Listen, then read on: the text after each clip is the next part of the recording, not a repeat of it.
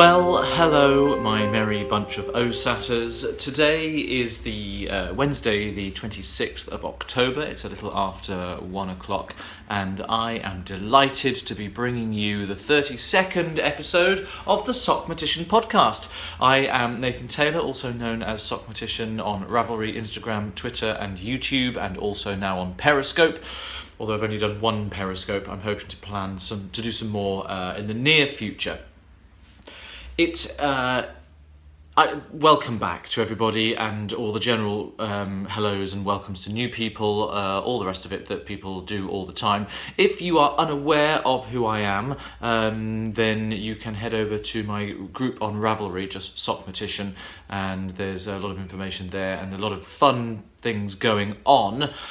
Particularly busy at the moment is the Strandalong that I'm hosting throughout the month of October, and I'm here to say right now I will be extending the deadline. I don't think I'm going to take it through to the end of November. I think we'll take it to the 15th of November, which is halfway through the month, because I'm nowhere near finishing my stranded effort, and I'll talk more about that in a minute.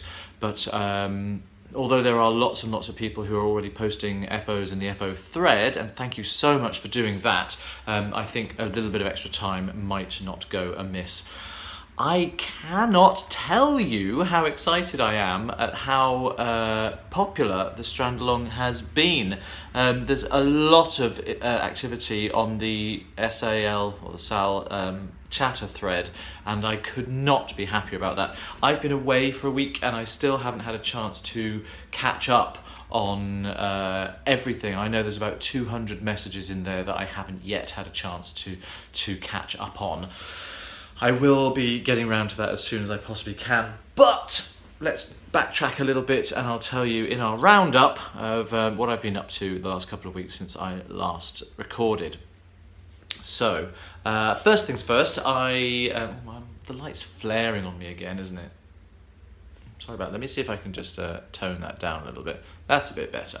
Okay, so since I last spoke to you all, I hosted a class for double knitting at Loop. Loop is, of course, one of London's preeminent yarn stores. It's in Angel in Camden Passage and sells a fantastic variety of all boutique yarns and really luxurious, unusual stuff.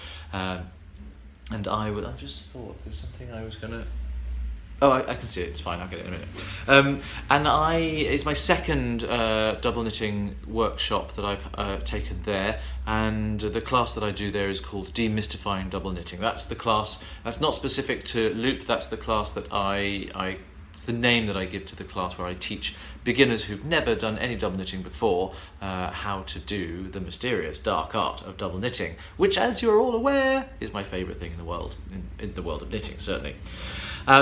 It was a resounding success, I have to say. I was very, very pleased. It was a sold-out class, and we had 7 people there. There's a very small workshop room downstairs at Loop, and I took them through just the basics of everything they need to know in order to start double knitting. How to cast on, how to work the double knitting itself, how to do colour changes, how to do nice edges, and then how to cast off. And with that bunch of skills under your belt, you can then turn that into pot holders, coasters, yes, but why not a scarf? Why not something a bit larger? So there are now 7 new double knitters in the world, and I could not be happier with that. It was really, really exciting. I need to contact them all, actually. So if you've taken the class and I haven't been in touch about your pattern, I will be in touch very shortly. I've got all your names. So, it was a really, really exciting class. It's at Loop, for this one we do quite a long session. So it's a 5-hour class and we take a break for lunch. And the beauty of doing a long session like that is because of the way double knitting has to work, there's a very high learning curve right at the start of the session.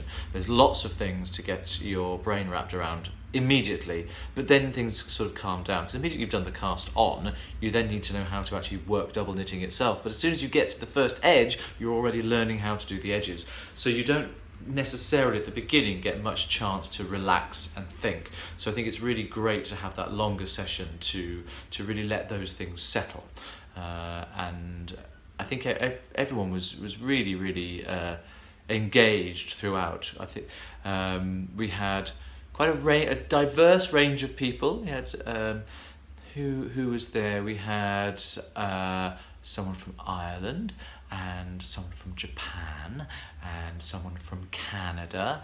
So it's a really lovely mix. Someone from Southend, someone from Watford. These are places, for people who don't know, that Southend and Watford, not that far from London. Of course, if you don't know, I'm coming to you from North London, in a place called Highgate, and I live here with my husband, but you know that. I don't know why I'm talking to you as if you don't. So, going back to the workshop, it was really exciting. There were a couple of those really wonderful light bulb moments, and that's the moments I always look out for, when somebody is sort of concentrating. There's always that moment where the room goes silent and their tongues come out the corner of people's mouths, and you can really sort of smell the burning of the cogs in their brains whirring, and the concentration levels are at ceiling level. And then someone will sort of turn their work over and see the design starting to appear on the other side. You just get that, it's a real proud moment for them, but it's also a proud moment for me.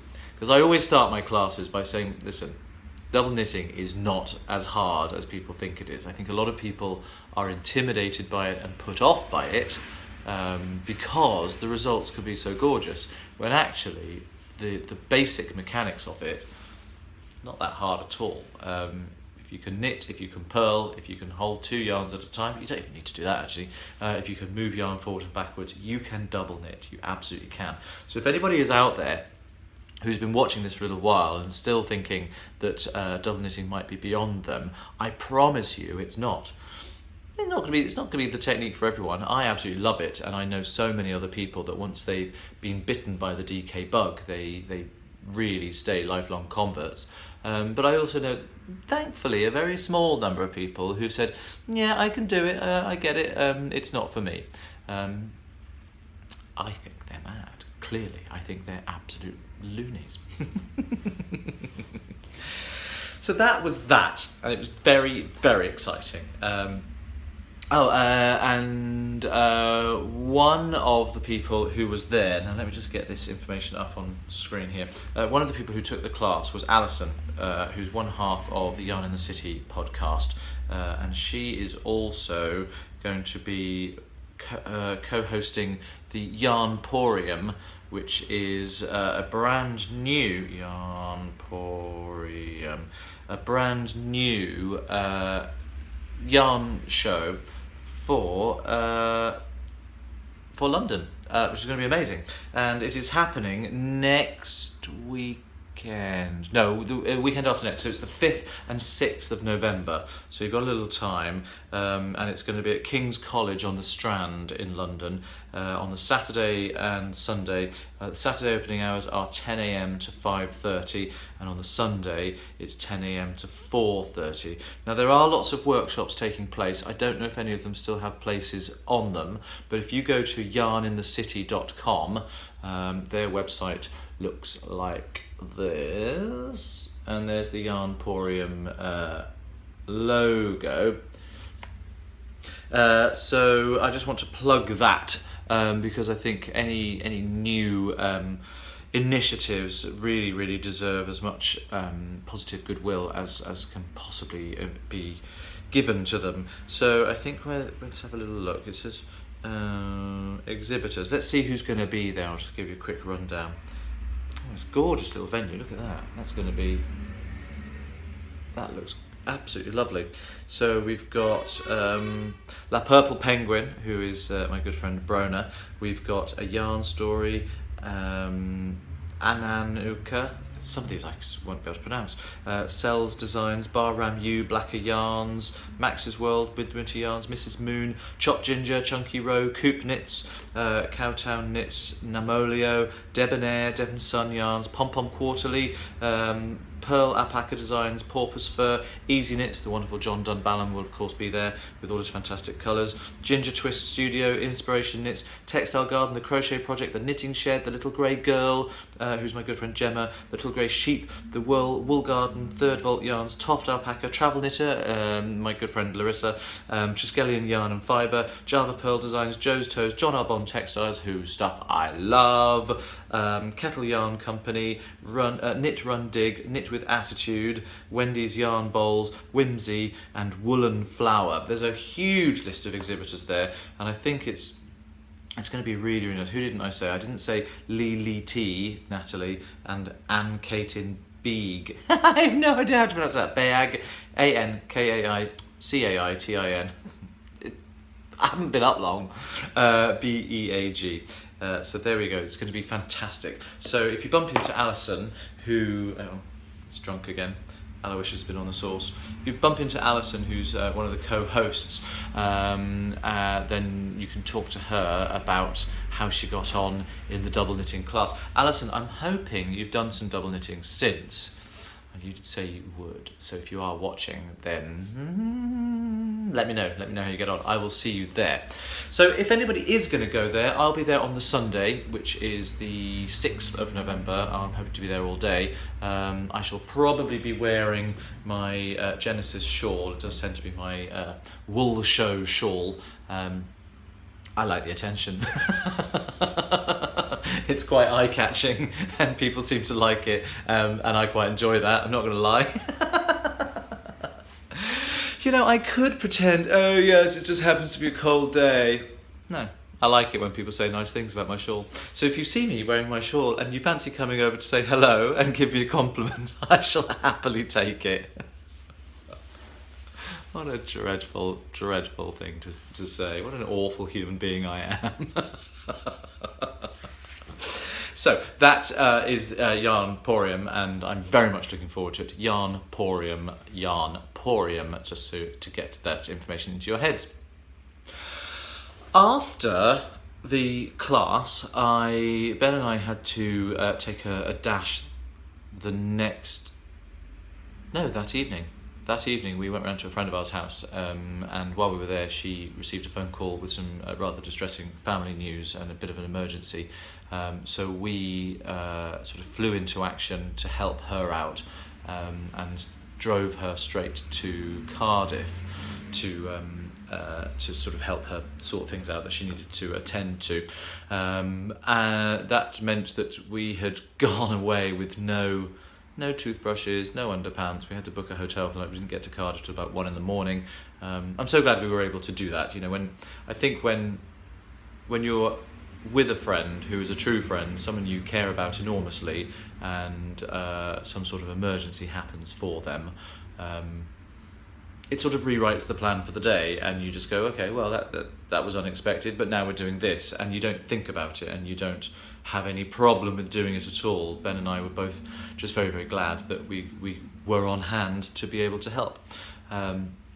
It was an unexpected trip. We didn't plan to be in Cardiff. I like Cardiff, it's very nice. We were only there overnight and we left first thing the next morning. Ben drove me back to London because then I had to drive up to Liverpool, which is where I've been for all of that week. It's now Wednesday, but so last week, Monday to Saturday, I was up in Liverpool, and the reason is I was taking part in a performance for a gala dinner, the annual gala dinner. This one happens to be for the 175th anniversary of the International Cotton Association. Now, I'd love to say that there was a link with fibery crafts. Not so much, no, not at all. The International Cotton Association, I know quite a lot about it now, was founded in April 1841 as the Liverpool Cotton Brokers Association. They changed their name to the Liverpool Cotton Association, and in 2004 changed it to the International Cotton Association. I had to learn all this because this was all part of the thing. I was part of a performance.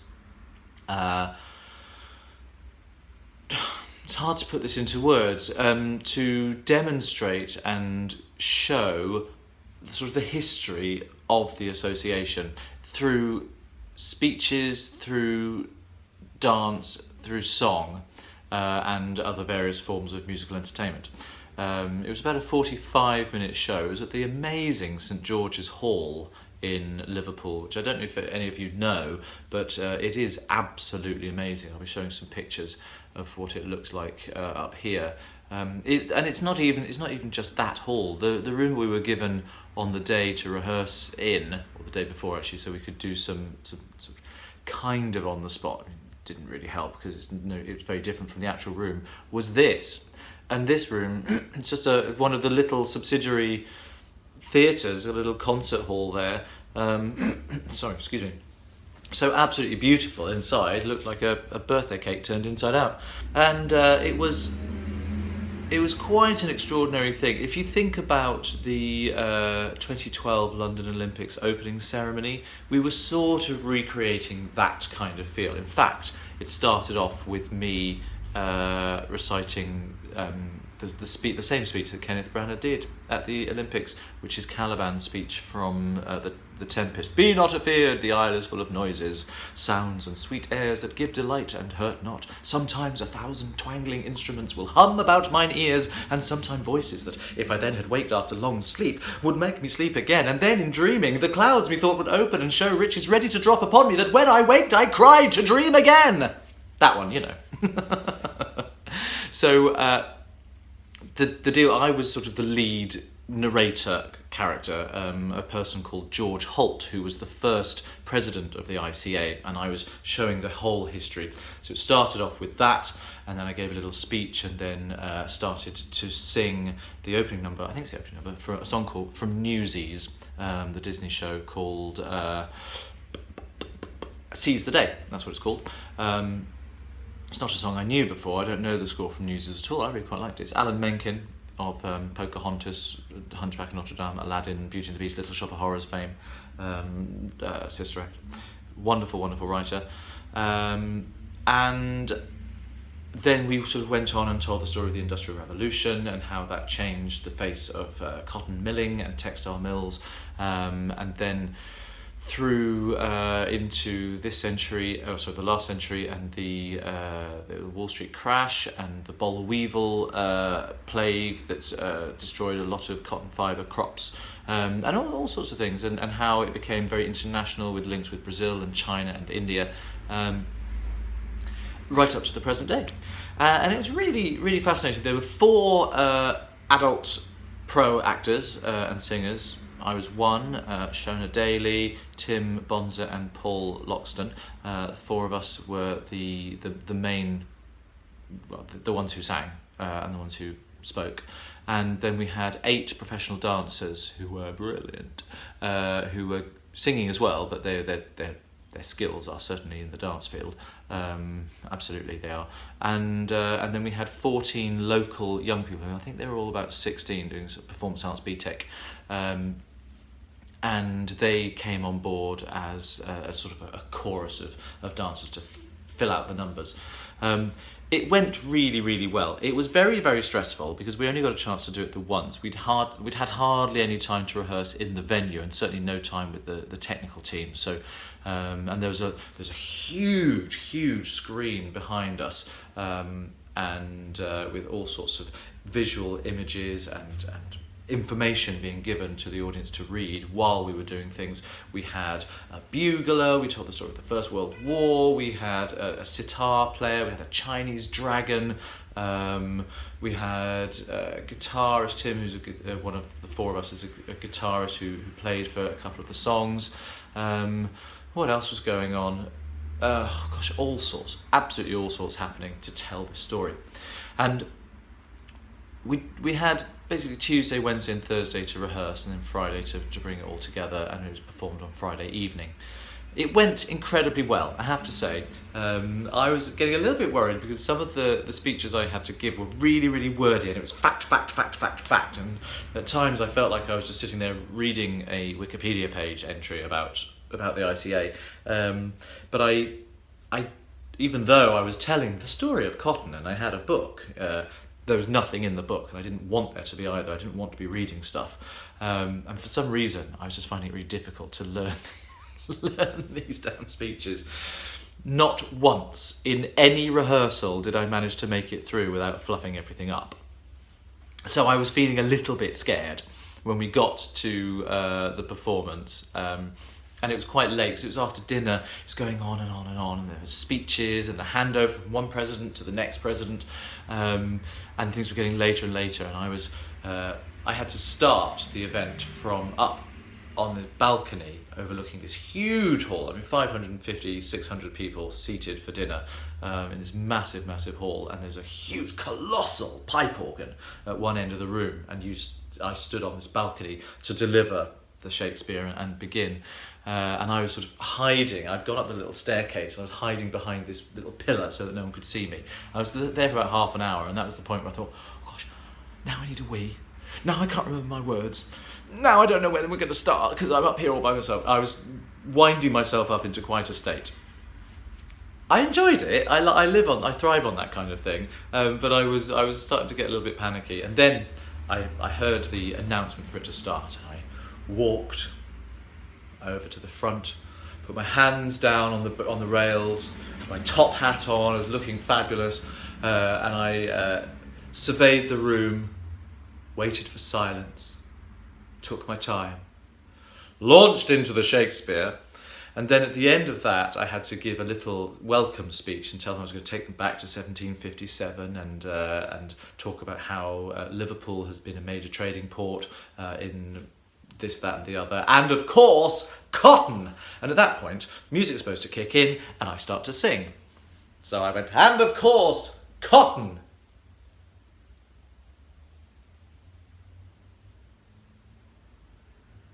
Still no music. I stood there for what felt like an eternity. There was some sort of technical glitch. No music happening. So of course I was panicking, thinking, well, what am I going to do if it's actually playing, just not coming through the speakers? And what if it starts and it's going to be part way through the track? Because it was only a very, very short introduction before I started singing, only one bar of music. I thought, what if I don't know where we are in the track? What if it doesn't start at all? You know, when people say your life flashes before your eyes in times of stress, well, mine did. Twice it had the time. I was standing there. And then after a little while, I just went into a kind of Zen zone. I thought, well, it's late. You know, it's obviously late. It's now very late. What else am I going to do? So I thought, well, I'll stand here all night. And I just held the pose. And eventually the music started. I knew the other cast members were down in the room ready to begin their thing, and talking to them afterwards, I know for a fact that they were looking at me going, oh, you poor bugger. Oh, you poor man. I'm so glad I'm not you right now. Because, of course, all eyes were looking at me and I'm just standing there doing nothing. But then I started to sing and everything was fine. And I tell you what, I did manage to get through it without messing up any of my lines, even with that rocky start. So I was very proud of myself. And after that, it went really, really well. We had a lot of people, because we went into the bar afterwards, and a lot of people were coming up to us saying what an amazing performance it had been, how exciting they had been to have us there performing for them. So all was well. And that night I went out and got rip-roaringly drunk, which is something I don't normally do, so clearly I had been feeling the pressure. And because I was on gin and tonic, I didn't have any kind of hangover the next day. A bit tired, didn't get to bed till about 3 o'clock, but no headache, no gripey stomach. All good. I might go back to the gin. I might have one now, actually. The thing is, I don't drink very often.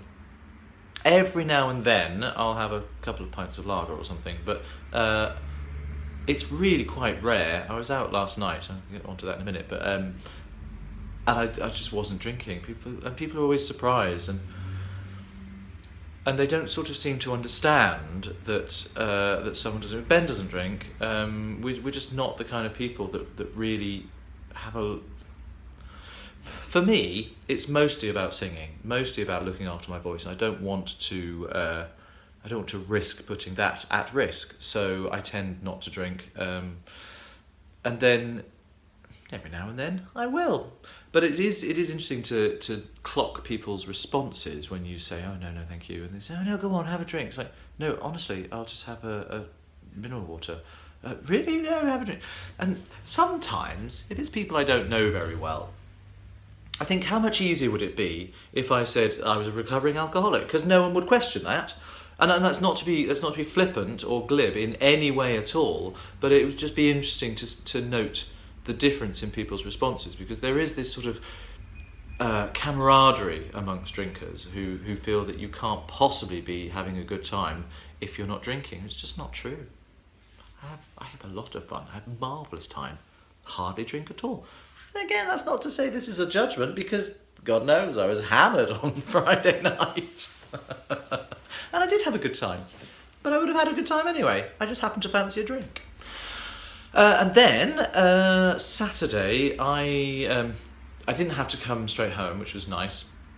I didn't have to get up too early either. Ben was in Leeds the night before watching a show written by a friend of ours. I was unable to go because I was doing the performance, which was a shame, but apparently it was wonderful. It's a show called Wasted at the West Yorkshire Playhouse, written by Christopher Ashe, who's I've known Chris for years. Very, very good, very talented composer. And Ben had gone up to see it, and he caught the train from Leeds over to Liverpool. His train got in about 1 o'clock, and from there we drove down to my sister's house to celebrate my mother's 70th birthday. You'll remember from the last episode that I'd just been to her party. Well, that was the early party because of the various things with twins and weddings and all kinds of stuff getting in the way. So her actual birthday was on the 22nd, which was last Saturday. Which meant that I was able to just have a nice leisurely morning. I had to check out the hotel, so I put all my bags in the car, wandered around Liverpool. I really like Liverpool. There's a fantastic shopping centre in the middle, shopping centre in the centre, the L1 shopping centre. There's really, really great shops. And I went down to Albert Dock, which is where, for those British viewers, you'll remember this.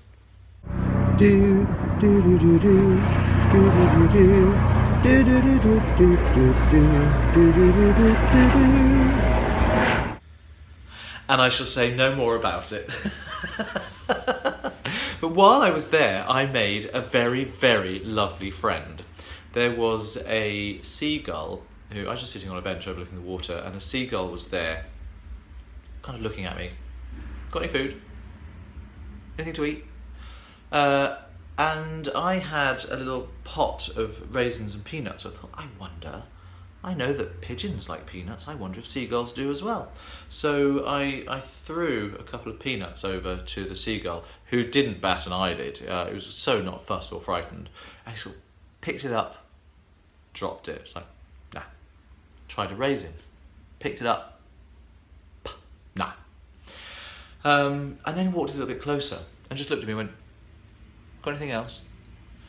So I delved into my bag. I didn't have much with me, but I did happen to have a mini Baby Bell cheese. You know, the little red wax-covered cheeses. Well, I wonder if the seagull would like some cheese. So I unwrapped it, broke a bit off, and held it out. And it came right over, pecked it straight out of my hands, and then proceeded to devour the entire cheese, bit by bit. At first, I wasn't able to break it off quickly enough, so I then ended up holding out the entire cheese to this creature, who clearly was having a lovely time. And as you'll see from the end of this, got my finger quite sharply at one point. Not his fault, my fault entirely for putting my finger in the way of his beak when there was food around. Got any more? He said. Got any more? And as it turned out, I did. I had a second mini Baby Bell cheese in my bag and proceeded to feed the entire cheese. I mean, I know seagulls are quite big birds, but they're not as big as I am. And 2 mini Baby Bells, I think, is quite a lot of cheese for one bird to handle. Loved it. Ow. I really, really enjoyed spending time with that bird. and I just wanted to share that story with you. So that was the Saturday. Yes, then it was over to my my mum's, which was really, really lovely. All the family were there, and she's 70. She doesn't look it. She's looking brilliant. She's been over the last few years. She's had some problems with some health issues, and here's something. Now, it might be a good idea to talk about it. She suffered from something called PMR, which is polymyalgia rheumatica, and PMR is something which afflicts mostly, not exclusively, but mostly ladies sort of 60 and above. And it can be quite debilitating. It really, really can. And yet, there's not a great deal of awareness about polymyalgia rheumatica. The odd thing is, Ben's mum had it a few years before, my mum has had it, and in my mum's case it turned into something else. If it's left undiagnosed and untreated, it can, in some cases, turn into giant cell arteritis, or temporal arteritis, where the arteries in the temples and in the neck can become very, very inflamed. That can also lead on to problems with the optic nerve, and the blood vessels that supply the eyes can lead on to blindness, and in some cases can cause fatality. So that's not to say that anybody suffering from PMR will go on to get GCA, giant cell arteritis, but it can happen. In my mum's case, it did. Now, the thing about PMR is you'll get pain. Lifting arms above your head can be very, very painful, and you get very, very tired, in complete lack of energy, and it's always bilateral, so it's always with both arms, it's on both sides together. So if you know anybody, a lady of a certain age, who might be showing those sorts of symptoms, a lot of doctors will say, it's just your age, you're just slowing down, it's wear and tear on your shoulders. It's not necessarily the case. It's really, really not. And the good news is, it's incredibly easy to treat. The treatment is large doses of steroids, and you have to take these steroids for quite some time. Sometimes you'll be on steroids for the rest of your life, depending on the severity of the condition. Other times you start with massive doses of steroids, and then as you start to improve, you can reduce and reduce and reduce, and in time you can go down to zero. Now, this is what happened with Ben's mum. She discovered, I can't remember exactly how it was that we discovered it was PMR, but Ben was basically, her doctor had been fobbing her off. Ben found out about it somehow and went to the doctor and said, it's this. And they treated her, and within 2 days, she'd been ill for about a year, and within 2 days of being on the steroids, she was back to normal, and she didn't have to stay on the steroids for very long. My mum's case was slightly different. Again, she had been misdiagnosed for ages and ages and ages. She actually Googled all of her symptoms and learnt about this thing called giant cell arteritis, and she went to the doctor and she said, I have all of these symptoms, not just some, and there aren't any others that are listed, that I have every single one of these symptoms, and I really think I need to be looked at in more detail. And they immediately said, come down, because she was on the phone, she said, come down to the surgery, and they talked about it, and it's a very, very serious condition. And she'd already had a couple of episodes of shadows crossing her vision, so her eyesight was at risk. So it's been 18 months since she was diagnosed, and she's still taking the steroids, but she was on 60 milligrams a day, and she's now down to 3 milligrams a day. So it's getting less and less and less and less. She had one little flare-up where she reduced too quickly, and she started to get poorly again, so she went back up to a higher level and is working back down again. It is entirely treatable. I just think there's not much awareness of it. So this is why I'm going into detail now. It may not be the most interesting section on a knitting podcast you've ever seen, but if you know anybody, or if you yourself, because I'm not going to beat about the bush, I know that in the knitting world there are lots of women, and there are lots of women who are reaching higher ages, who may be suffering from this kind of thing, and maybe finding it's difficult to knit because their shoulders are hurting, maybe they're tired all the time. Actually, you might have PMR. And so have a little look. If you think this fits the bill for you or someone else you know, then please look into it, and please get your doctor to look into it for you. Ben's mum, after hers, she then she was very, very conscious of it and very aware. And in the village where she lives, she recognised these symptoms in three other women who didn't know they were ill. They just had these symptoms. They just thought they were getting older and slowing down. They went to their doctors and they've been treated and cured. And she was the one who found what was wrong with them because of what had happened to her. So it really can be very useful to know about this stuff. So if you're in any doubt, look up polymyalgia rheumatica.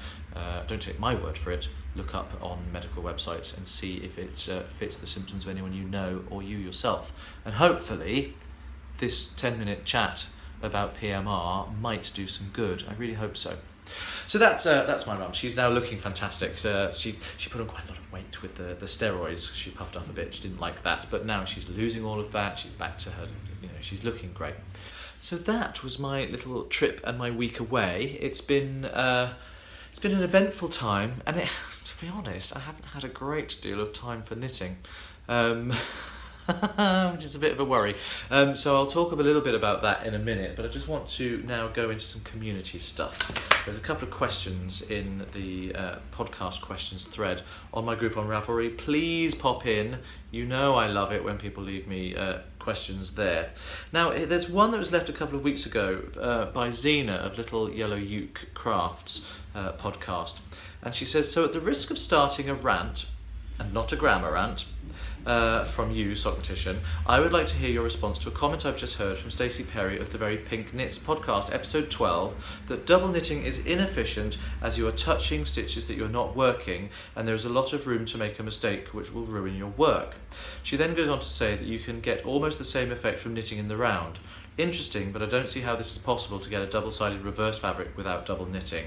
Obviously, your technique for both double knitting and brioche is not inefficient and is in fact incredibly efficient. I've tried it, and so whilst everyone will have their own likes and dislikes, which is what makes the world such a wonderful and diverse place, which I totally agree with, I feel there needs to be some balance to what Stacey has said, and who else to come to, right? Well, I couldn't talk about this last time because I hadn't actually heard Stacey's episode. Now, I am an enormous fan of Stacey Perry. When I was beginning to learn to knit, I found her tutorials very early on YouTube, and would always, if I had something I wanted to find out about, would always go to her first. Her tutorials are incredibly clear and wonderful, and she's a brilliant knitter, brilliant designer, great knitting evangelist, and I set a lot of store by what she has to say. I did, however, listen to this episode of the podcast, and well, I have to say I do disagree with what Stacey's saying about double knitting, but I do need to clarify exactly what she's been talking about. She is talking about the method of doing double knitting, which is not using both yarns at the same time. It's a two-pass method of doing it called the slip stitch method. So basically you slip all the stitches for one side and knit all the stitches for the other. You can if you're working tubular double knitting for like fingers without any patterning, you can do this just by knit one, yarn forward, slip one, yarn back, knit one, yarn forward, slip one, yarn back. So basically, if the tube, this is going to be really hard to describe pictorially. So if the tube of knitting is like that, and you flatten the tube and you alternate the stitches on the needle, front back, front back, front back, you would knit the first stitch, slip the purl stitch, knit the first stitch, and on the way back on the other side, you're slipping the ones that you've just worked and working the ones that you've just slipped. So in effect, you are working in a circle, but you're just working backwards and forwards, alternating each stitch.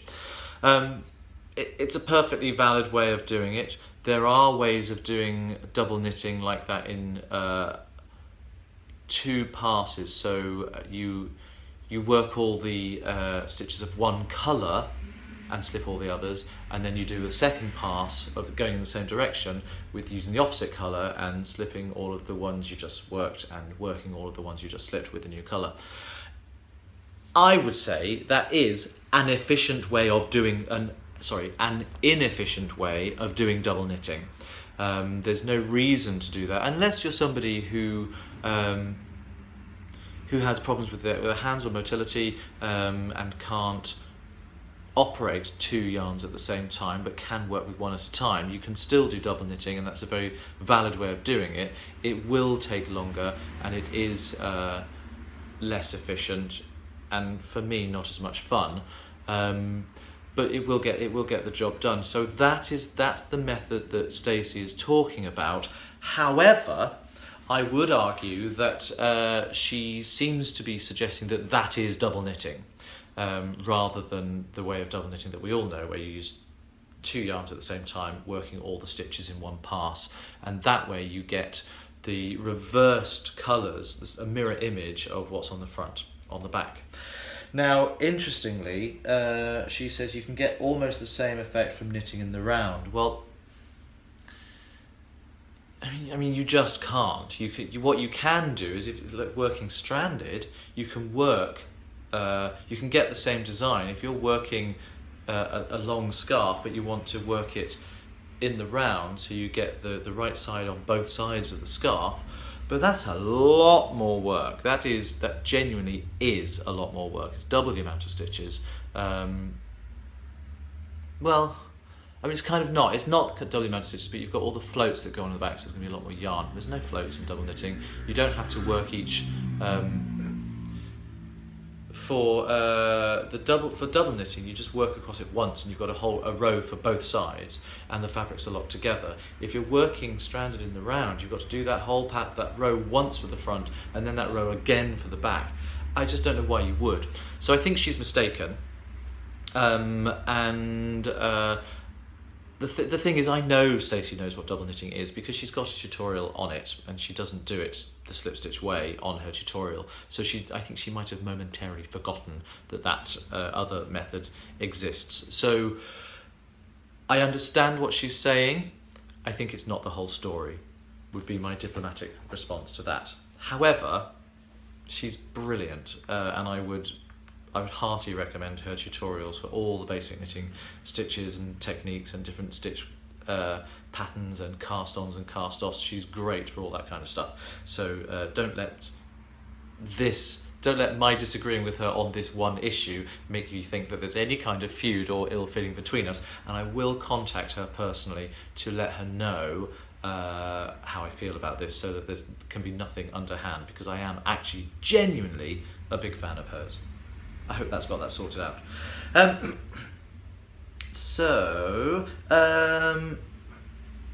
We've got...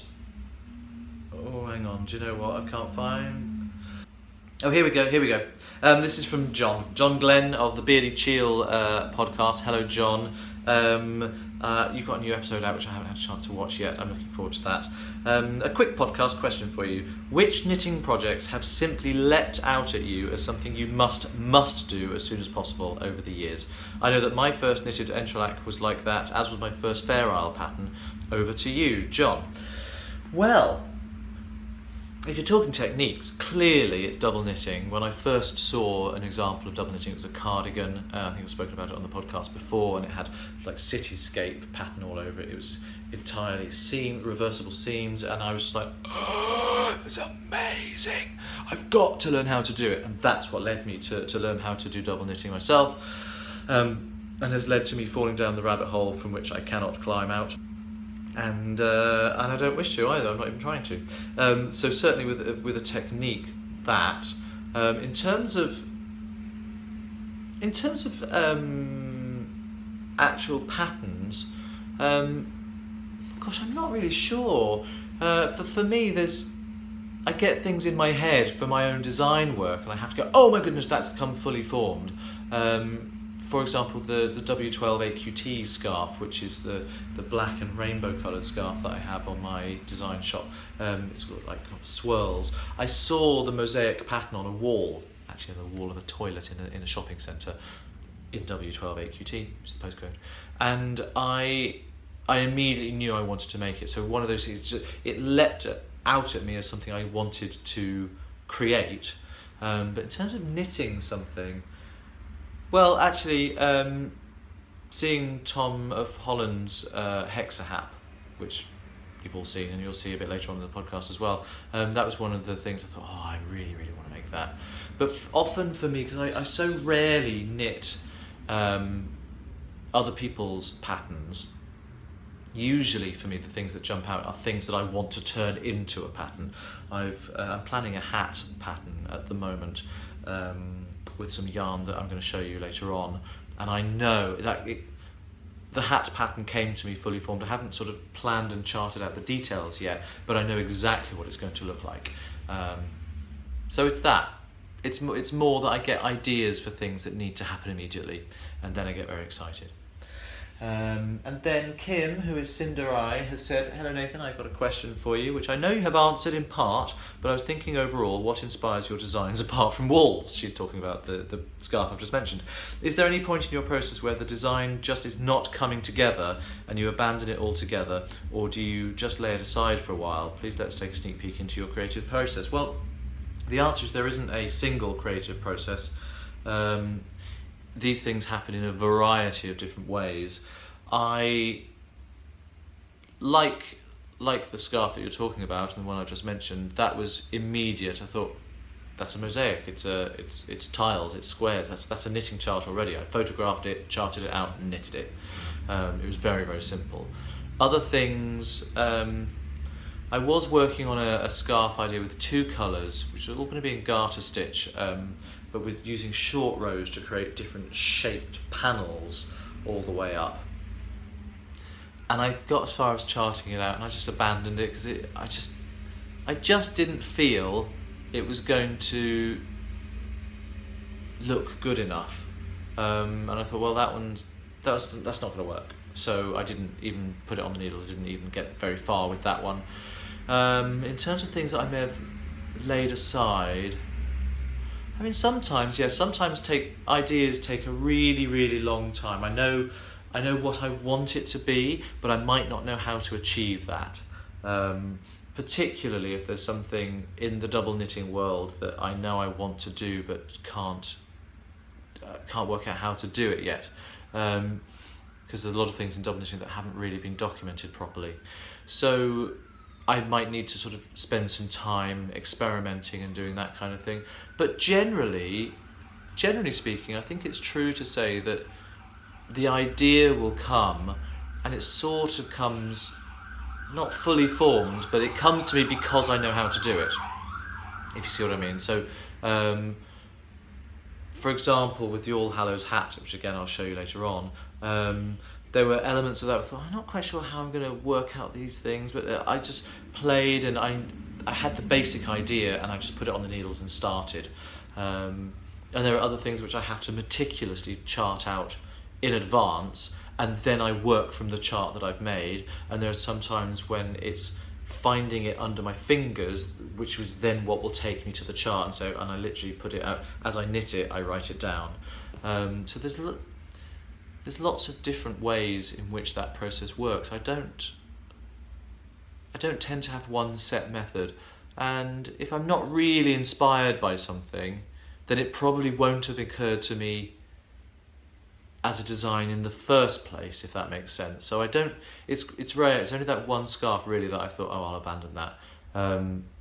Usually the inspiration happens because it's something I'm already excited about in some way. Does that make sense? So there we are. There's some podcast questions. I hope you enjoyed hearing those. I hope I've answered them satisfactorily for you. Any more questions, go to the group on Ravelry and stick them in the podcast questions thread, and I look forward to hearing from you very, very soon. Now I quickly want to move on to a segment of this podcast which has been absent for a little while, and that is, What's That? Still gets me. I'm not sure that I've got many tattoos left to talk about. But here on my arm, you can see there is quite a lot going on.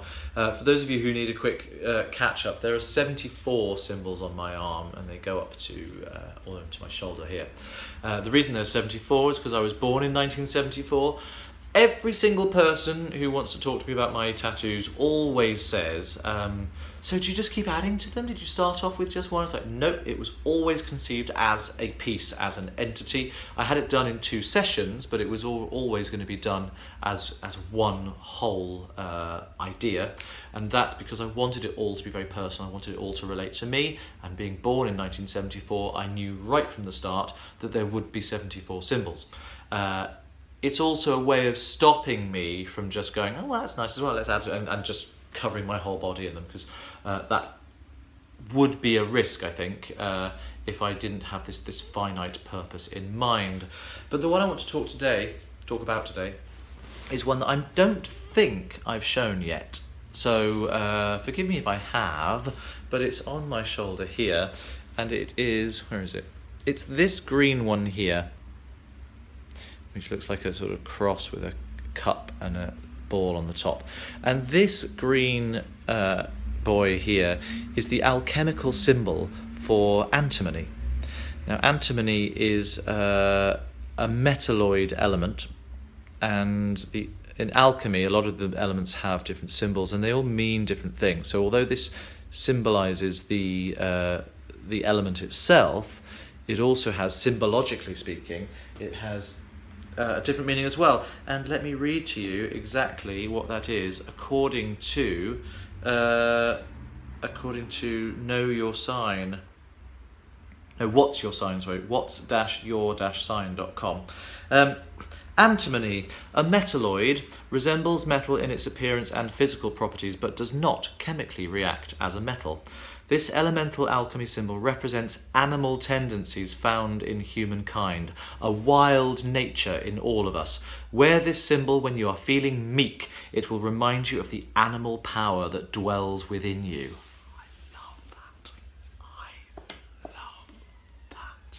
It's one of my favourite symbols. I think the look of it is great. I like the shape. It's up. That's the way up you'd see it. But I think, you know, we are all governed by societal rules and conventions. But actually, we are animals. We have on a species level, we have urges and drives and whims and wishes, which sometimes might make us want to act outside the norm, outside the conventional norm of whatever society dictates we should be doing, and I celebrate that. I do absolutely celebrate that, and I've always lived my life slightly differently. That's why I'm covered in tattoos in the first place. Excuse me, I'm very croaky today. And I think that's it's good to remember that we don't all just have to follow the pack. We can give in, not give in, but we can exploit the raw animal power that's within us to good effect when the mood takes us. So there we have this week's What's Tat. It's antimony, and I love it. So I think, let's talk about the Sal, the Strandalong. So the Strandalong is in full fettle, and it's throttling along at a great rate of knots, like the ambulance outside. And I could not be happier. It's proved incredibly popular. I think I shall be hosting more alongs in the future, because it's been a fantastic way of getting people engaging, not just with me, but with each other, in a way like my Ravelry group has never seen quite before. It's been brilliant seeing how much activity there is and how much amazing stranded work people are doing. Now, 2016, as I've said before, is supposed to be my year of stranded work. I'm not doing too well on that front. More about that in a minute. But I am so happy. So let me just give you a quick rundown of the prizes. Don't forget that this skein of Blacker Yarn's new yarn, the limited edition Cornish Tin 2, which is woolen spun, and this is in the Ding Dong Purple colourway. It's 70% wool, 10% mohair and 20% alpaca. 350 meters for the 100 grams. So it's quite a it's a heavier fingering weight than you might normally get. Some fingering weights are much longer than that per 100 grams, so it's got some body to it, and it's really it's a good dense yarn. I've given the whole review before, but look at that gorgeous colour. That's looking very, very true on there for some reason. It's working very well. So that's one of the prizes, which was a donation from Blacker Yarns in return for me doing a review of the yarn for them. One of the other gifts comes from Aileen in Glasgow, who is Little Bush Baby on Ravelry, and she has offered, because she says of a mix-up with Amazon, she's ended up with a spare copy of the book Knit Your Own Zombie. It is, after all, the end of October and Halloween is happening on Monday, so it couldn't be more perfect. Well, there's the book, Knit Your Own Zombie, and some of these designs are so revolting. You've got the zombie there with his guts coming out, you've got a vampire, you've got skeletons, but apparently it says here over 1,000 combinations to rip and reassemble for horrifying results. So you can take elements of one pattern and put it on elements of another, and mix and match and create your own very, very revolting zombie, and I think that's going to be lots of fun. So Aileen, thank you. We're going to wait until, I don't have the book with me, we're going to wait until we find out who the winner of that will be, and if it's somebody in the UK, she's just going to post it straight to them, which is great, and thank you very much for doing that. If it's somebody outside the UK, I've suggested that she post it to me and I will forward it on to whoever, because I don't want Aileen's generosity to be hampered by heavy overseas shipping costs, so that's down to me. There will be some other prizes as well. There may be a mystery skein of yarn from my stash, thinking about that, and certainly there'll be some patterns from my Ravelry store as well. So there will be prizes for the Sal, and I'm very excited. So as I said at the beginning of this episode, I'm going to be extending the deadline till the 15th of November to give people a chance to finish up. Some people have embarked on some quite hefty projects, which is very good, and I want to give them a chance to get to grips with finishing those off. Right, let's crack on into stash enhancement, shall we? I've got some stash enhancement. Some of it is equipment rather than yarn stash itself. So let's plough in. For the Strandalong, I was using, I'm knitting these Latvian mittens, right? You remember that? I'll show you them in a minute. I was using the set of DPNs I've got. They're 8-inch long DPNs, 20 centimetre ones, metal ones, 2mm, and I wasn't getting on very well with them, and I thought, well, everyone's always talking about Carbon's DPNs and how lovely they are to work with, and I've also got, I also wanted shorter ones, and I realised that the Carbons do a set of DPNs in the 6-inch length, 15 centimetre. So I went online, and the best deal I found for them was on hobbycraft.com, and I got this set here. It's got an empty spot and a set which are currently being used at the moment. So the 2mm are in use. I've also got 2.5mm, 3, 3.5 and 4. So it's not all of the sizes that you can get. And the one I would like to get would be a 2.25, but there is an empty slot in here, so I may purchase that. And it's this little zip-up case where you can see exactly what you've got and where. And I have to say, I do like the feel of the Carbons. They are not as slick as metal. Everyone knows this. They're not as slick as metal. The transition, I have to say, a little disappointing. You can certainly feel it. It doesn't snag my yarn, but it does drag a little bit. So they're not perfect, but they are very attractive, and they're a very useful size. This this size, it's not poking me in the palm, and it's not causing me the same problems that the longer ones were. So this is very useful, and also this will be a lot more handy for various sizes to use as a cable needle, I think, because it's not so slippy and it's not so long. I tend to use a DPN for a cable needle if I'm using a cable needle at all, which I very rarely do, because I tend to cable without. So so it was about £33, I think, for the set, which comes with 5 sets of 5 DPNs of various sizes and the case. So I was very, very pleased with that. I don't think that's a bad purchase at all. I don't really use DPNs very often. I don't knit socks with them, but I thought, well, they'd be useful to have on the off chance that I come up with something where I want to knit with DPNs. Maybe it's a bit of an impulse purchase, being something that I don't actually use very often. I never knit with DPNs. I wanted to knit with DPNs for the mittens, because the traditional way of working a Latvian mitten would be with DPNs. So I got 5 sets.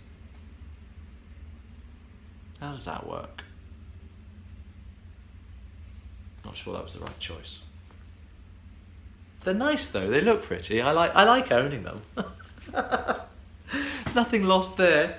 And then last night, when I was at my Tuesday knit night, we didn't go to the Bull last night. We went to the home of one of the girls who goes there, Diane. Hello, Diane. I don't know if you watch, but hello.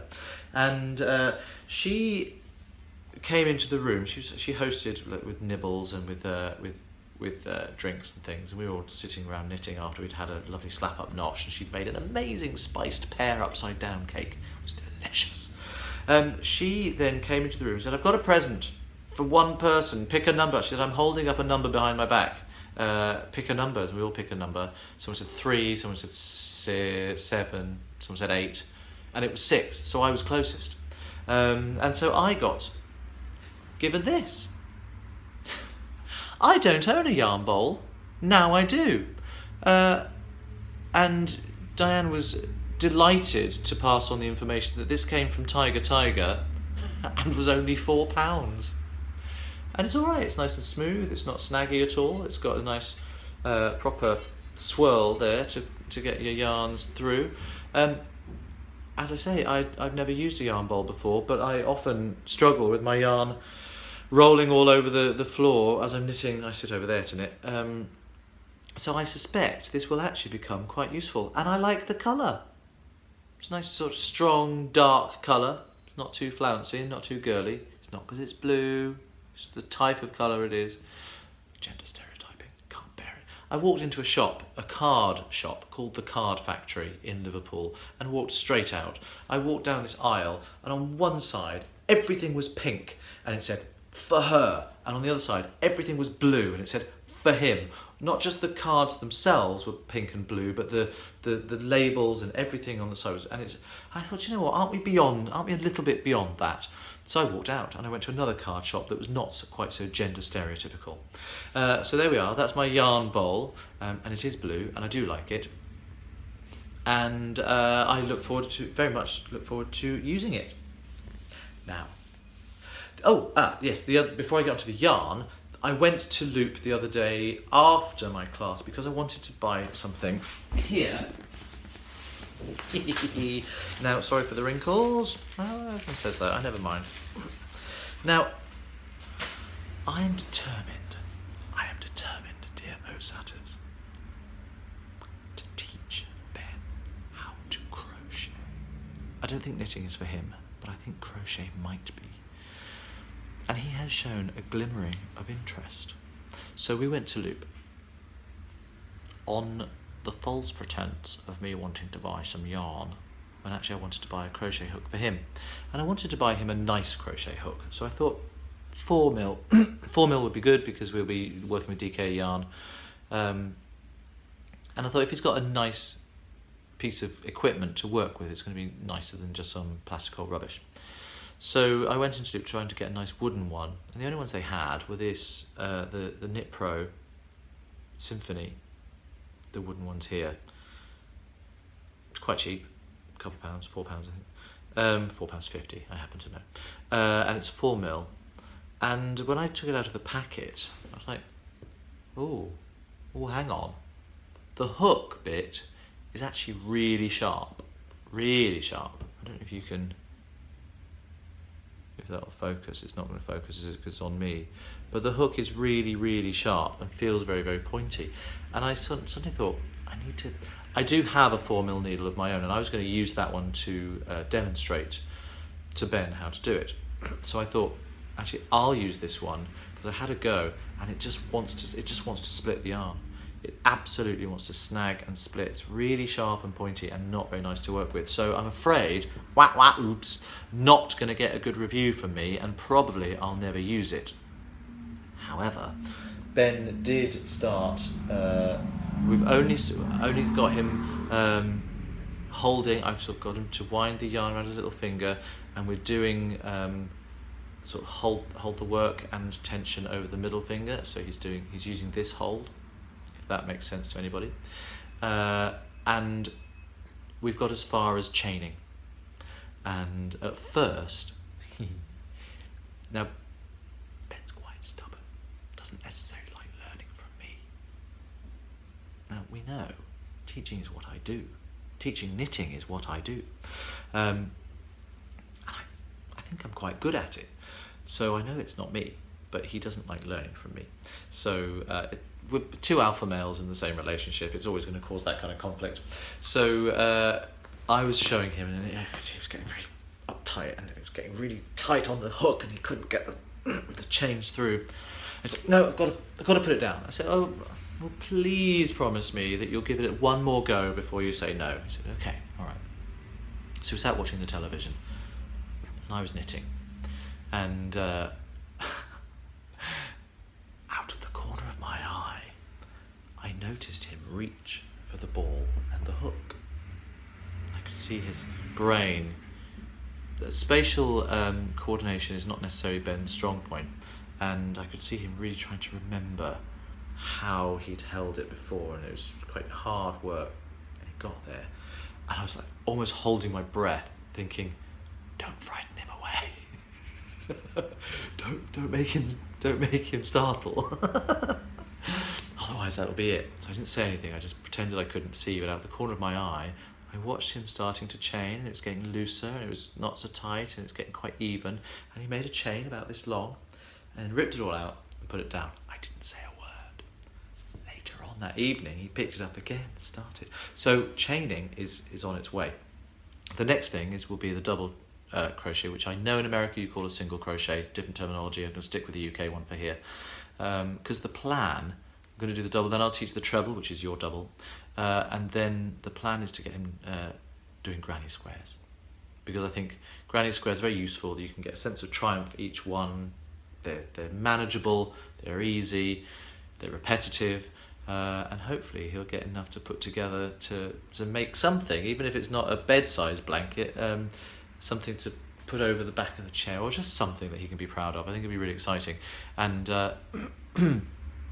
Abby, if you're watching, sometimes I know you do, shh, don't tell anyone, because my plan is for when we go to our monthly craft and cake meetings, I want Ben just to, without saying anything, because Ben's the only one who doesn't have a craft at all, I would love it if he just sort of gently got his crochet hook out and started. It would just be brilliant for people to see that happening, because no one will expect that of him, and that is my dastardly plan. So that was the reason I went to Loop, ostensibly. Well, actually, ostensibly I went because I wanted to buy some yarn. I actually didn't have anything in mind, and these came to my attention. It's the Uncommon Thread Tough Sock, which is 80% superwash blue face Leicester and 20% nylon. Now, the colours of these are quite extraordinary. I'm just going to show you. I love this. My phone's not dealing very, very well with it. It's hi-vis pink and hi-vis yellow. This is full-on luminous fluorescent. The further away I get, the more likely it is that my phone is going to work. gorgeous, gorgeous, ridiculous, and they're going to be used together in the same project, and I could not be more excited. This is the yarn that I bought for the hat that I was talking about. I know exactly what's going to happen to this. There will be enough, it's 200 grams at 100 and 100. There'll be enough to make a hat and a matching accessory. I don't know yet whether it'll be socks, probably gloves.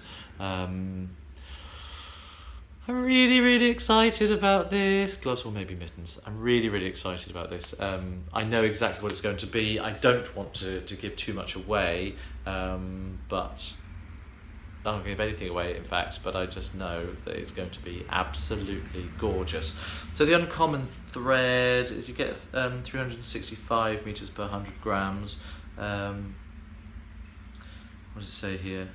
No, that's kind of all you need to know, really.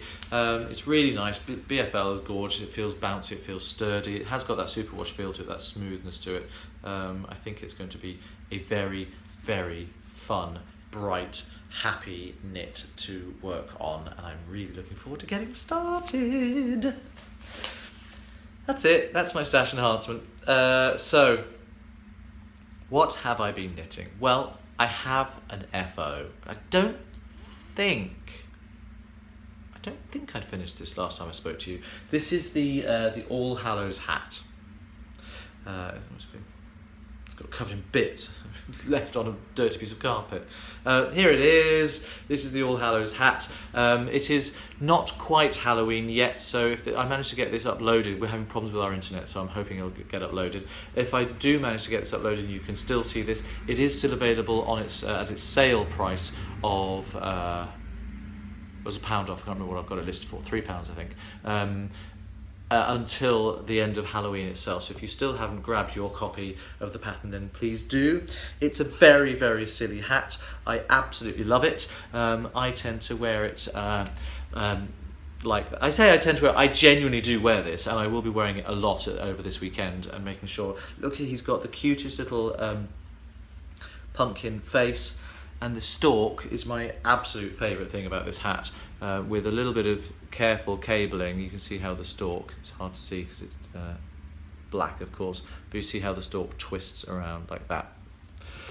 It's done with using the ladderback jacquard technique, so inside it looks like this, which is what keeps the stranding working and invisible on the outside. It also means that it gives a bit more structure, so if you want to wear it all poofed up like an actual pumpkin, you can, and it'll kind of stand there by itself. That effect is added to by the ridges, which are, they're knitted as flat ridges, but then afterwards you sew into the sides of them to make them stand out and proud, the way you can see just there.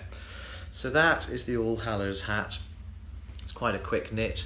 This was knit using West Yorkshire Spinners Air Valley DK in the orange and black colourways, and I have to say, I think it's rather fetching. I quite like it.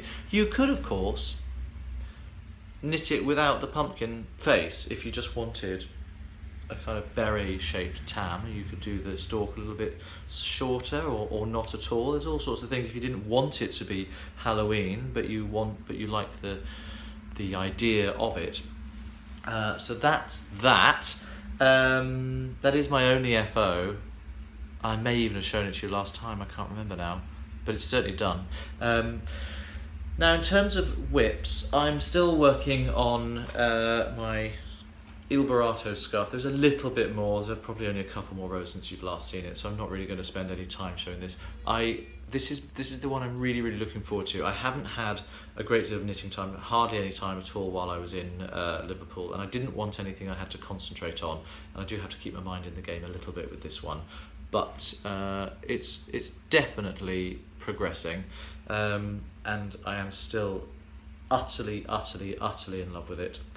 When I think that these patterns are 500 years old, it's extraordinary. I mean, it's an exquisite set of designs, and I'm a big, huge fan of it. There we are, that's the latest one up there. Gorgeous. And that's with Travel Knitters sock yarn in gorgeous colourways.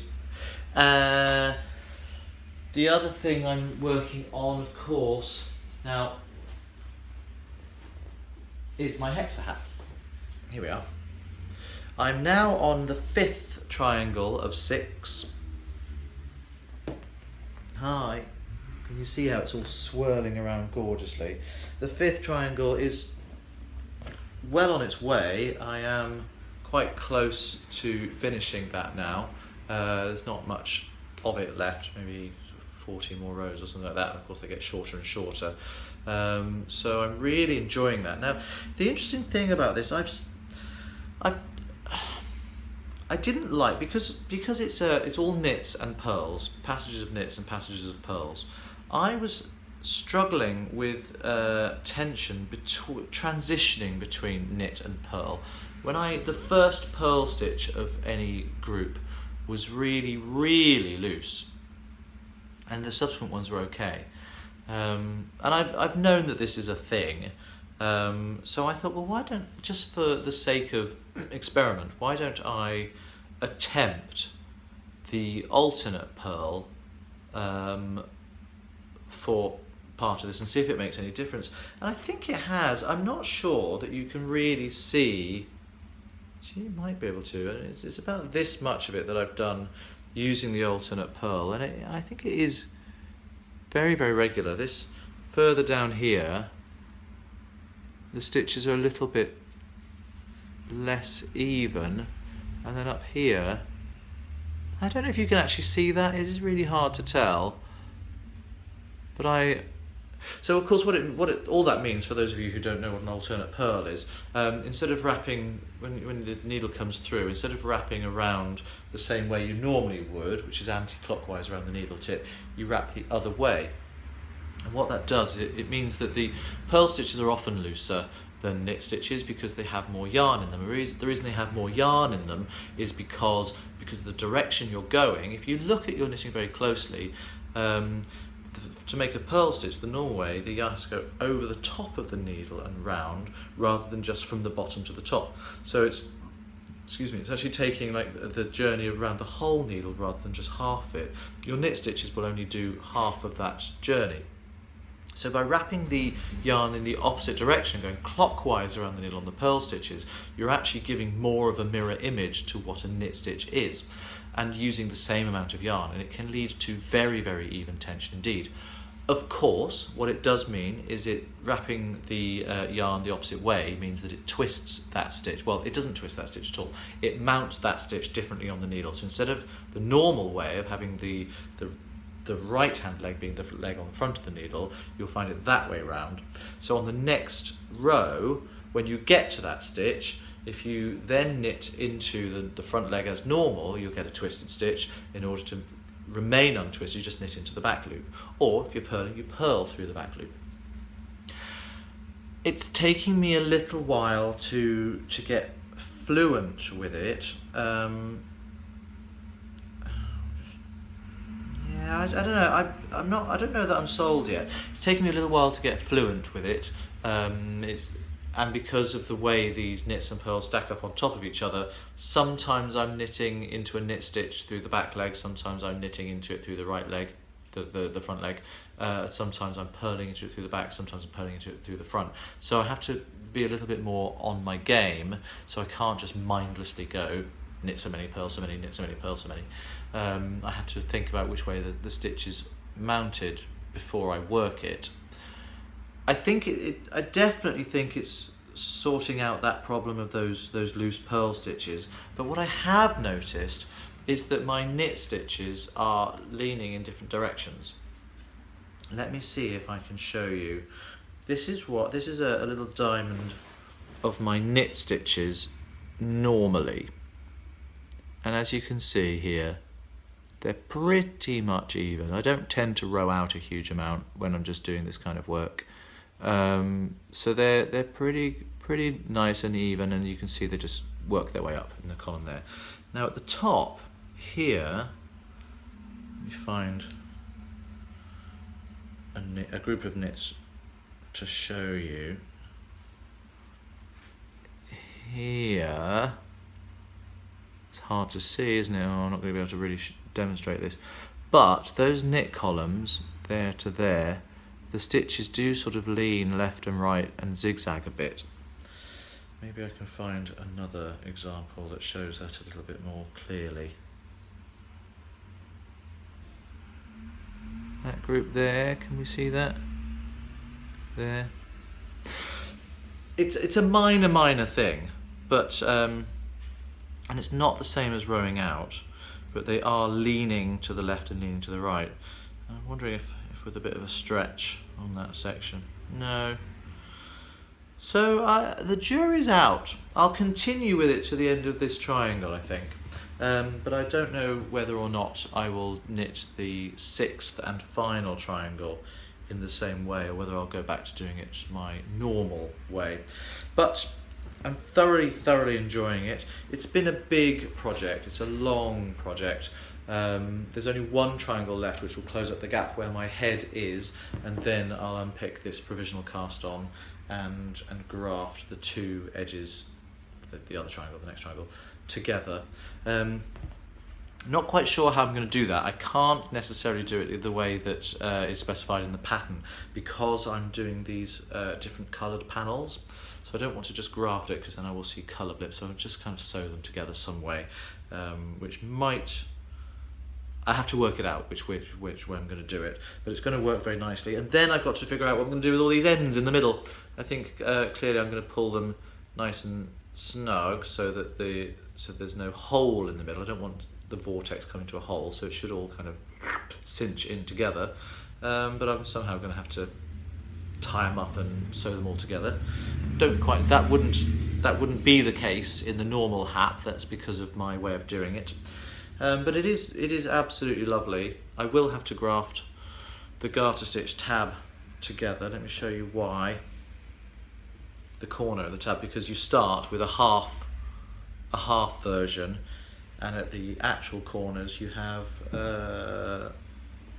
this whole fan shape. So I've only got half of it. So I'll have half of it on the end of the final triangle. I'll have to work those together. I'll figure it out when I get there. It won't be a problem. It might just take a little bit of careful consideration. But it is so lovely, I have to say. It's going to be one of the nicest things you could possibly wrap around yourself. And I'm thoroughly looking forward to getting it closed. This is the one that's getting most of my attention at the moment, because it is really good, pretty mindless knitting. Varied enough to keep me occupied, but plain enough to make it really nice and easy. So big thumbs up, and thank you Tom, Tom Van Danen. There is something else I forgot to talk about while I'm on the subject of Tom, so let me put this down, and let's go back to the roundup, if you like. I am really happy. I don't think I've officially announced it yet, that I'm going to be teaching double knitting classes at the Edinburgh Yarn Festival in March 2017. I could not be happier about this. I went up to Edinburgh this year to take part in the Podcasters Lounge. I was invited up there by Louise Scully, who is Knit British, of the Knit British audio podcast. Really lovely podcast. I thoroughly enjoyed listening to Louise. She's one of the only audio podcasts I subscribe to, and I listen to her whenever I can. So if you are unaware of Louise's stuff, then please check her out, because she's lovely. And I had such an amazing time. And while I was up there, the organisers, Joe and Mika, approached me about potentially taking some classes next year. I said, yes, of course, let's make it happen. And we've made it happen. I'm taking three sessions, 2 classes of the Demystifying Double Knitting workshop, and for beginners, and then a more advanced DK session called Shaping the Future of Double Knitting. So that's going to be all about increases and decreases, and maybe a little bit about German short rows as well. I haven't quite designed the whole class yet. I know it's going to be anything that alters the shape, so you can move out of just straight scarves and into shawls and things like this, where you need to know about how to shape things in double knitting. So I'm really excited about that. The classes went on sale a week ago on Saturday. They went on sale on the Saturday, it was the Saturday, yeah, at 2:00 in the afternoon. Now I was I know they've got a lot of classes up in Edinburgh, and I know that these are kind of larger sessions that I normally take. I think there's 14 places per class. I have to say, I was more than a little bit worried that I'd check in and everyone else's classes would be sold out and mine would still be sitting there going, nobody wants me. And I just logged on at about 2:15. And as luck would have it, because one of my 3 sessions is the first chronologically, my name was at the top of the list. So I logged on to the page and I saw Nathan Taylor sold out. I was like, what? And I scrolled down to the next class and it also said sold out. I thought, well, that's the beginners classes, that's understandable. I looked a little bit nervously to my advanced class. It's like, it's also sold out. So I'm really, really proud to be able to announce that my double knitting classes for the Edinburgh Yarn Festival 2017 sold out in less than 15 minutes. I was astonished, genuinely astonished. And for anybody who is planning to come to them, I will see you there, and I really, really look forward to it. Everything about the Edinburgh Yarn Festival is fabulous. Joe and Mika managed somehow to create a festival which is large in proportion but intimate in feel. It feels like a little community of knitters getting together to have a group knit night, and yet it's a big, big scale festival, and it's brilliant. And I'm so much looking forward to it. So my classes are on the Thursday and the Friday, and I'll be staying up for the Saturday and Sunday as well. So even if you are not planning to take any of my classes, or you were hoping to and missed out, I apologise for that, but I will still be there, and I'm hoping to spend some time around. Last year I did an informal double knitting sort of drop-in where people would just come and sort of chat to me about double knitting or ask questions and stuff. I don't know that there'll be an opportunity for me to do something on that level officially this time, but I'd very much like to sort of set myself down in a corner and make myself available, because I just, you know what I like, I'm evangelical about it. I want to give people as much opportunity as I possibly can to learn and to enter the DK world. So if you do see me and you want to, no doubt I'll be wearing my Genesis shawl, please do come over and have a chat. So that was very, very exciting. The other exciting piece of news, I only found this out yesterday, nobody had told me, and I only came across it online by accident. There is a new hardback book coming out, pattern book. In America, certainly. I don't know if it's coming over to the UK anytime soon, but it's from the editors of Vogue Knitting, and it's called Vogue Knitting Shawls and Wraps 2. There is obviously Shawls and Wraps. This is the sequel. And the pattern that I designed for Vogue Knitting in 2015 is in it.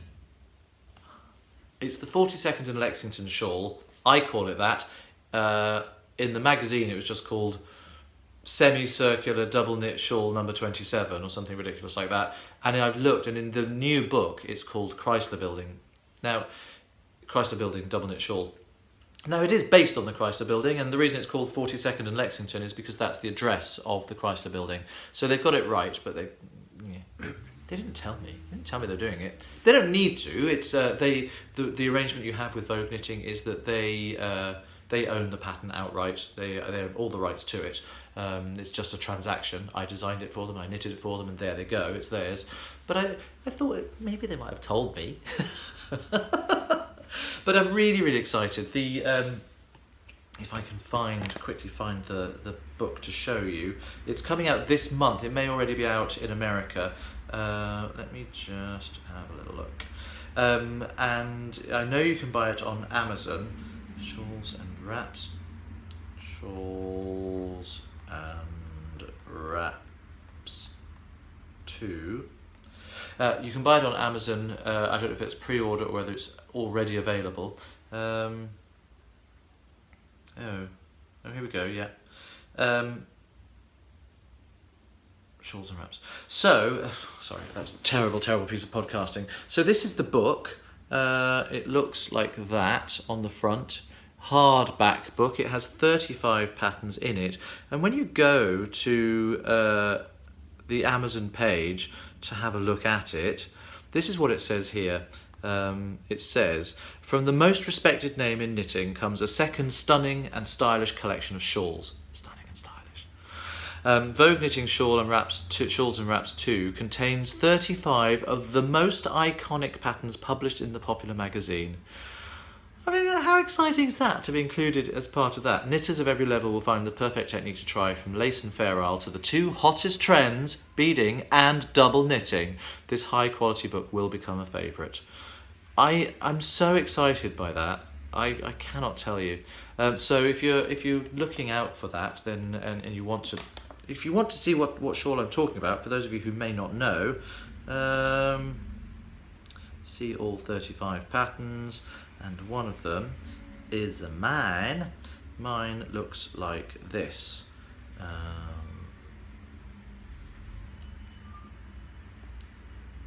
There you go.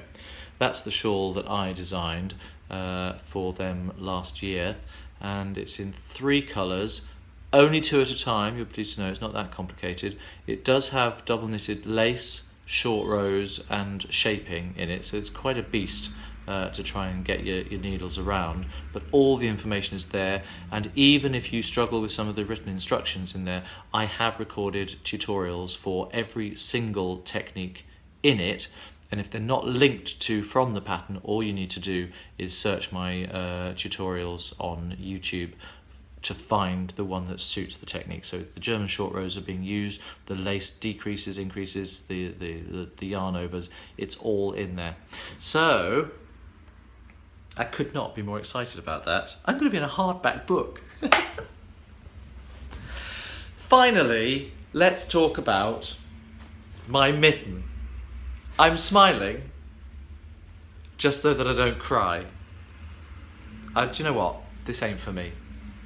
I know I'm hosting the Strandalong. I know I am not enjoying a single damned stitch of these mittens. In fact, I'm hating every second. Oh, I actually haven't got as far as I thought I had. I thought I'd finished these flower sections. I haven't. Here it is. This is what we're talking about. It's 4 colours. It's hard work. It's fringe. I love the fringe. Don't get me wrong. I might use the fringe on a pair of socks. I'm really enjoying that. But for some reason, gauge is so weird for me with stranded knitting. I'm either really, really, really tight, or I'm really, really not very tight. Now, that's one of the problems. So people who've been watching my Strandalong diaries will know that I ditched the first attempt because it was tiny. I then knitted another one. No, sorry, it was huge. So I changed needle size, knitted the second one, changed the stitch count. It was tiny. So I've then gone back up to 72 stitches, and it's just enormous. It's absolutely enormous. So let me show you what it's going to be like on. It's just huge around my wrist. I mean, there's that much spare on the sides. Oh, it's just a mess. And other things, because it's 4 colours, and as you can see, the yellow is only used at 4 points around the mitten, so there's enormous floats to carry. Now, all very well, you say, just catch your floats. Well, I hate catching floats. I don't hate the doing of it, I hate the fact that you can see the colours creeping through on the other side everywhere you catch them, even if you're careful to stagger where you do it. I hate that. Angry thinking about it. Knitting shouldn't make you angry.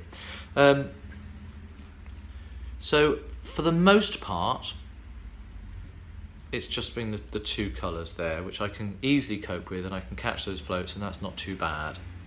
Then when we get into the 4 colours, I didn't want to be dealing with 4 colours at a time, so I took some people's advice and I knit 2 colours at a time, and slipping the stitches of the colours I wasn't going to work. And that was working quite well, but some hair woven into it. That's not mine, it's the spinner, I think. Latvian hair. But it does mean that there are some floats that you just can't catch because, look at this. Just because of the way it worked out. It's loathsome. I'm not enjoying it at all. This is not to say I don't like stranded knitting. It's to say I don't like this pattern.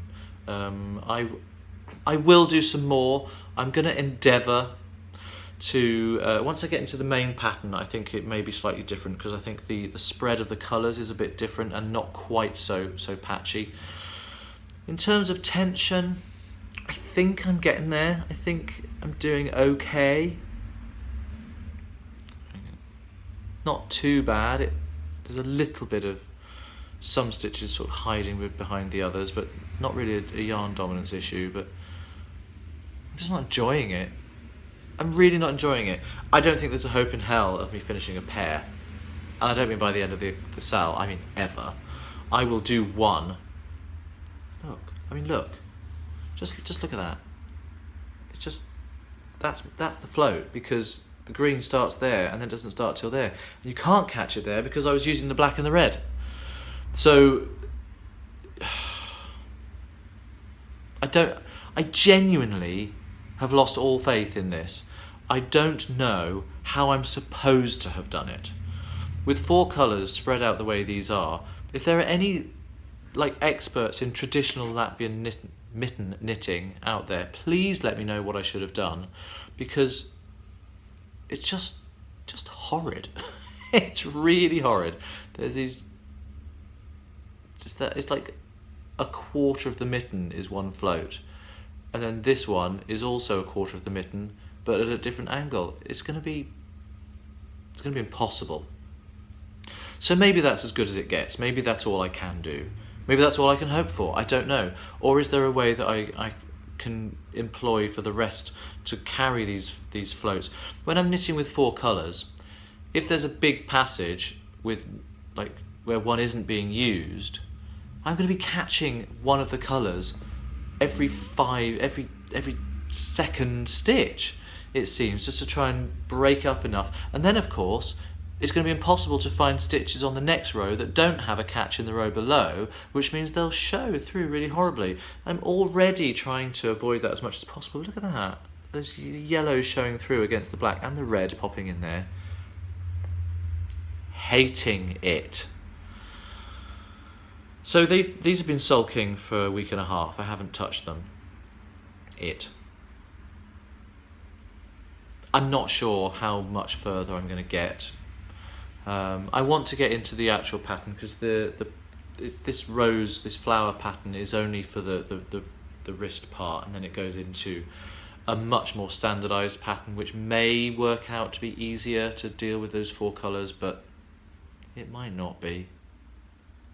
However, I really enjoyed learning how to do the fringe. That was fun.